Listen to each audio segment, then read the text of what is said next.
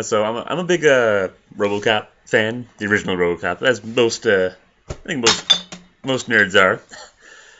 I wasn't.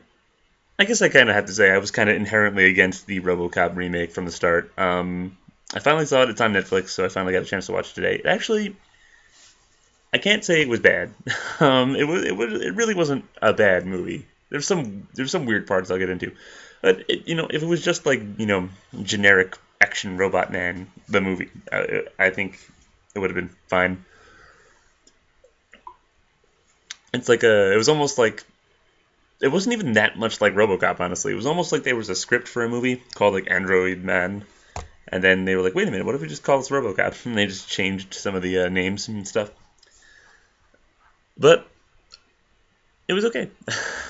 I love when I say that. But it was okay. Um, there were some weird parts to it, like everything with like Murphy's family. I thought was really weird. His family in the movie is essentially a replacement for the Lewis character in the original movie. Why was Lewis made into a man in this movie? I don't know. That seemed like an unnecessary change to me. Um, but Lewis is kind of a non-entity in this movie. When she was he is a non-entity in this movie. She in the original movie was essentially the what's this word deuteragonist, the second most important character. And she was really essential to that movie. But now they're trying to work the wife being the more essential character to this movie. The problem is the family is so weird. Like there's barely any interaction with his wife before he gets Robocopped, and there's barely any interaction with his wife after he gets Robocopped. So I don't know. There's a lot of interaction with his son though. I think this is just me, but I was getting like a weird incestuous pedophile vibe from Murphy in this movie. I bet you didn't see that one coming. He kisses his son way more than he kisses his wife. Um, when he first comes into his house, he's like, "Hey son, how you doing? Are you doing good? What are you watching? Are you watching sports?" It's like, "Whoa, Murphy, back off. It's weird." And I thought this was weird. It was also especially weird when you think about the fact that this is a movie and those are two actors. It's like, okay, man, we want your son to sit here, and then we're gonna have this older man, just come and start making out with him. The mom's just like, okay, just counting the money. Yeah, but he's pretty much just making out with his son at the dinner table, and then his son's asleep, and he goes into his son's room at night while he's sleeping, and like kisses him while he's asleep, and then it starts like rubbing his back, and then his hand starts to slowly move south, and then like he stops and gets up, and then goes and has sex with his wife, like, like he's just going like, no, bad Murphy, you like adult women that aren't your son. Maybe like if you watch this movie and tell me that, just tell me you don't think of that next time you watch this movie. It was weird. Also, the son was like very robotic the entire time. But the big problem with this movie is I think the villains are just completely non-entities. Like there's the crooked cops, which barely memorable. There's the kingpin, the bad guy, criminal guy who is a non-entity. Compare him to Clarence Boddicker. And then there's Michael Keaton, who is he's just nah. His evil Steve Jobs. There's also Samuel L. Jackson in this movie as his name might as well just be like Evil Conservative. He's just like a Bill O'Reilly parody. He was awful. But so Murphy is going after these guys, and they put a bomb on his car. They put his bomb on his car at a hospital, and then he drives home, and the bomb doesn't blow up. And then he goes upstairs, and the bomb doesn't go off. And the alarm starts going off for no reason. I don't know if that's part of the bomb. And then he goes and checks it out, and then the bomb goes off and blows him up. And then it was such a weird moment where like his wife like walks out, bends down, and looks at what I assume is a charred piece of his leg, and then like gets up and like runs back into the house. Like that was such a weird acting choice on that actor's part. When you think she'd be a little more panicked. I don't know. It was weird. Um, and they put him into the Robocop suit. Well, a major change into this movie that was different from I forgot about something important. The first scene in this movie is they're doing the Samuel L. Jackson evil conservative doing a report on Fakistan. I don't know if it's real. Actually I shouldn't say it's Fakistan because I just never heard of the country. It's probably real. I just never heard of it. Where they show like the Ed 209s being drone. This movie just might as well just be called anti-drone warfare. The movie. They show the Ed 209s just walking around and enforcing the peace, and then some insurgent freedom fighter types suicide bomb the Ed 209, and it was really weird because the suicide bombers, just from what I've seen, the suicide bombers cause way more damage and put way more people in danger than any of the Ed 209s. Like right before they blow up, right before they start suicide bombing, like there's an American reporter there, and she like literally is like, look at the children playing next to the Ed 209, and then. Like, oh my god, those children probably were just murdered. The Ed 209s are doing way better job of keeping the peace than these insurgent types. So, and then one of the insurgents has like a son who wants to fight too, and this fucking idiot, like he grabs a fucking kitchen knife and like goes after an Ed 209, and it's who does this dude think he is? Magnus Robot Fighter? Jesus! If you don't know what Magnus Robot Fighter is. It was a comic book series about a guy who would like fucking bare knuckle box robots. If they wanted to do an anti-drone movie, they need to make that into a modern remake. But anyway, so the kid comes after the Ed 209s with a kitchen knife, and the Ed 209s fucking blow him away, and it's supposed to be like, oh my god, this is horrible. But the thing is, that's not the robot's fault. The guy threatened the robot, and the robot shot him. That's not like a programming error. That's not like a flaw in the program. That's just you program the robot to eliminate threats, and then there's a threat. It just happens to be like a young boy. What they should have done is have the kid have like a fucking like toy gun or something, and then have Ed 209 blow him away. Also, that scene is pointless because it's never brought up again. Like there's this whatchamacallit, like congressman who's anti drones, and it's on live TV. They show it Ed 209 blowing away a young civilian, and he never brings that up and never uses it in any of his anti drone stuff. That was dumb. So, for some reason, OCP is all about getting drones in America. I don't know why that is. They're apparently deployed all over the world, according to Samuel Evil Conservative. So I don't know why they're like, we're hemorrhaging money we need to have these in America.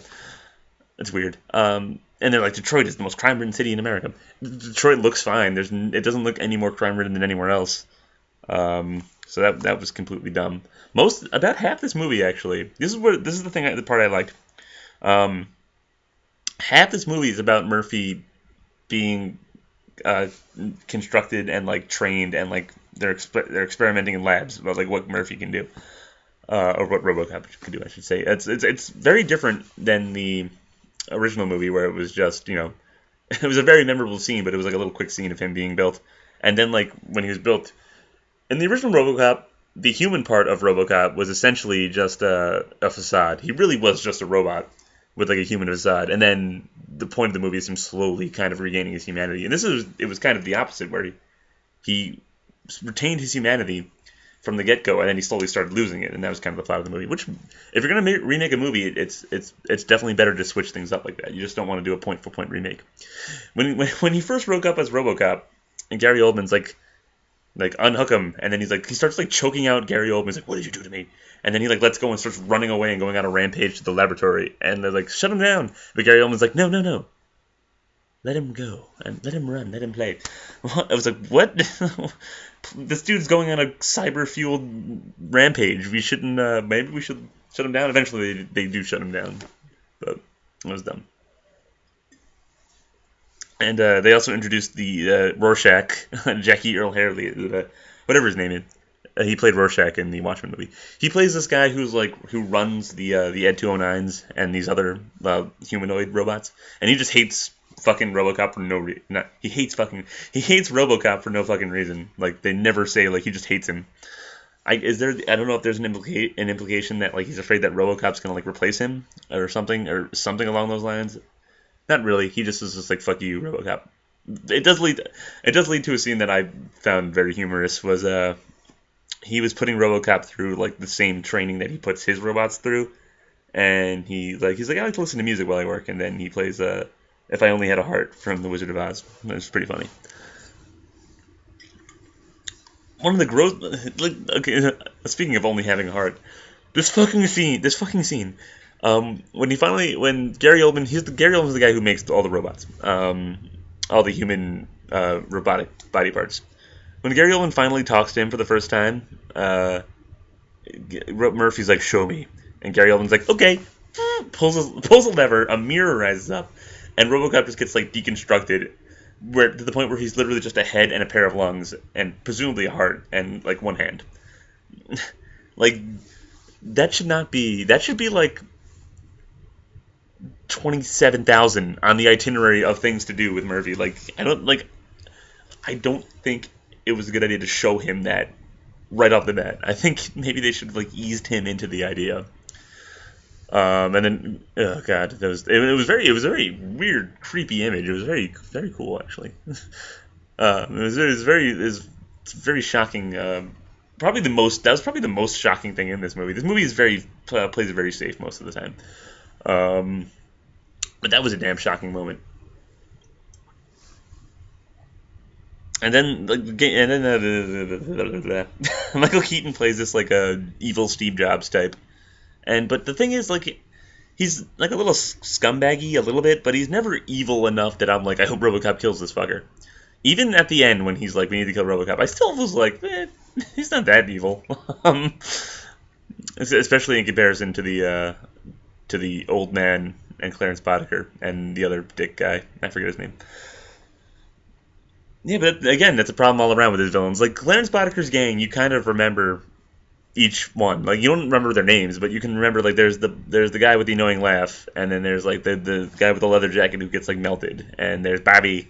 Can you fly, Bobby? I remember his name. And Clarence Boddicker, of course. Can't remember anybody else's name, but I can guarantee you I'll remember Clarence Boddicker's name till the day I die. Because Clarence Boddicker was a great character. Where was I? But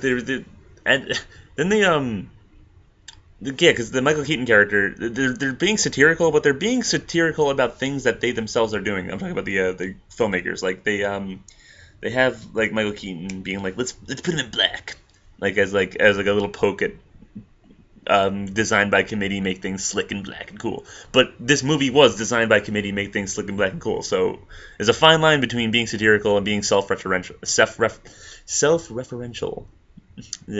I did this work on my speech, Jesus. I know I made it this long.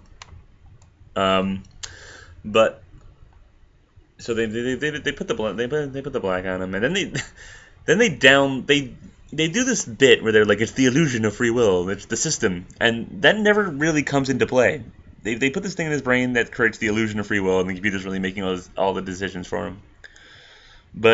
And then like he just like overrides it, and then Gary Oldman's assistant is like, how is he overriding it? And Gary Oldman's like, I don't know. That's the last they ever mentioned of it. And so they get him ready to go. They have a huge press conference for RoboCop, but like literally like 13 minutes before he's about to go out and meet the public for the first time, they're like, let's download a shit ton of stuff into his brain. like maybe that was the dumbest thing I've ever seen. Like they're doing this cyber experiment on the human brain, like 15 minutes before he has to go out and meet the press for the first time. So they download like every criminal act ever in the Detroit like public records, I guess, or something. I don't know. In the police records, and then he like starts acting like classic. What's his name? Peter Weller. He starts acting like the classic Peter Weller RoboCop, where he's just like a Frankenstein zombie. And he goes out and he's scanning the crowd, and it's like going through everybody like facial recognition software. And I don't know if I'm overanalyzing it. Maybe this is just me. But was there like a Trayvon Martin moment in this scene? Because like he's scanning the crowd, and there's like a young black guy with like his hood pulled down, and it like zooms in, and it like lingers on him for a second, and then immediately to like the white guy next to him, and RoboCop's like, you're an evil rapist. So I don't know if that was purposeful or not, or I'm just reading way too much into it. So RoboCop opens fire into this crowd and kills and tases the This guy was like a convicted murdering rapist kind of guy. Speaking of firing into a crowd, RoboCop's weapons. I'm not saying everything has to be the same, but when you make a RoboCop, you got to give him a friggin' hand cannon. That's what RoboCop's famous for. In this movie, he has like a little taser gun and like a submachine gun. You got to give RoboCop a hand cannon, man. Come on. That's dumb. Yeah. So, and then he starts acting all like robotic and stuff. But then he starts solving his own murder. Now this was so boring. I didn't care about him solving his own because I didn't care about the villains. This led to a scene that almost made me think this was the greatest movie in the world for a split second, because he goes to he wants to investigate his own murder. So he goes to the scene where his car blew up, and it's like he's using like satellite imaging and like cameras to like kind of like recreate. He watches the movie essentially. He recreates the scene, and he's like looking at it around. It's like, and he looks at his charred body, and then he looks up to the window, and he sees his son just like staring down at him, just staring down at him, and it says like emotional state, terrified, but he just looks like he just looks like that. So for a split second, I allowed myself to think: are they implying that like the son is the one who blew him up? That would have been the fucking best twist ever if his son was actually the one who was running all the crime in Detroit. And also would have been a reference to Robocop 2, because Robocop 2 actually did something like that, where this little like 13-year-old was the kingpin. But no, it's just that the kid's a shitty actor. That's why he's just like. Yeah, Robocop has that weird thing where he can tell your emotional state by looking at you. I mean, I understand there's like pupil dilation and that stuff, but like he's looking at this dude on the street, and it's like totally stoned. Why is totally stoned one of his prerogatives or whatever? Yeah, but one problem I have with this movie, and it's actually an issue that's in the original Robocop, is that I never really feel that Robocop is in any serious threat. It wasn't a big deal in the first movie because that movie's not really an action movie. It's more of just a sci-fi drama movie, like crime sci-fi drama. This one is actually way more of an action movie with RoboCop doing like flips and action stuff. So it did become more of a problem that RoboCop never really felt like he was in danger. He got pretty tore up in the Ed 209 fight where he took on like 7 Ed 209s.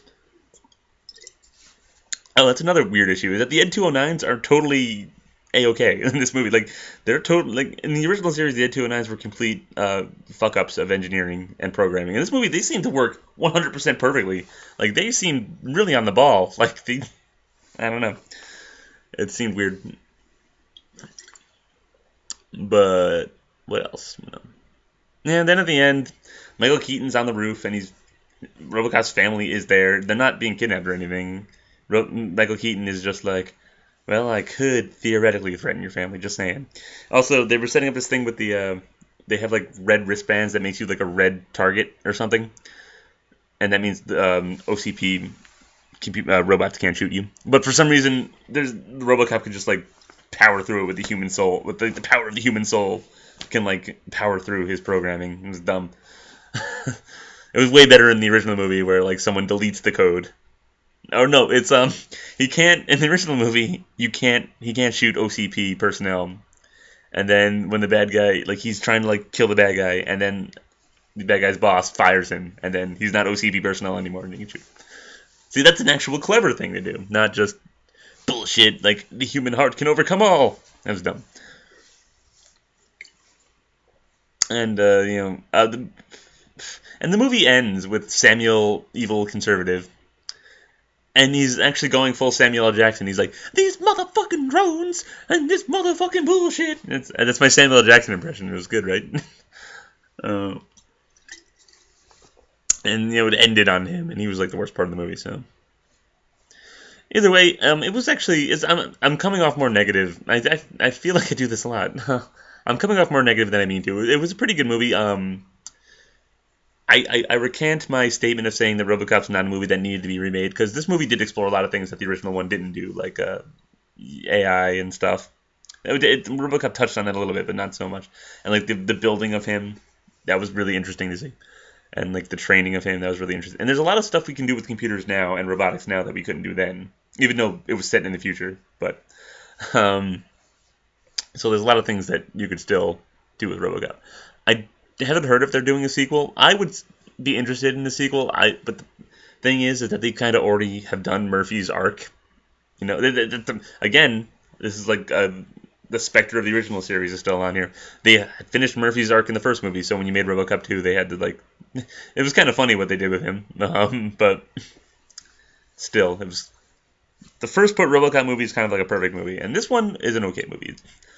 I would definitely suggest watching it. Actually, it's the action scenes were good. The family was weird, but yeah, that's all I really have to say about it. It's just like generic action sci-fi robot man, the movie, and it's a solid B, maybe C plus if I'm not feeling generous. So thanks for listening, guys. Dead or alive, you're coming with me.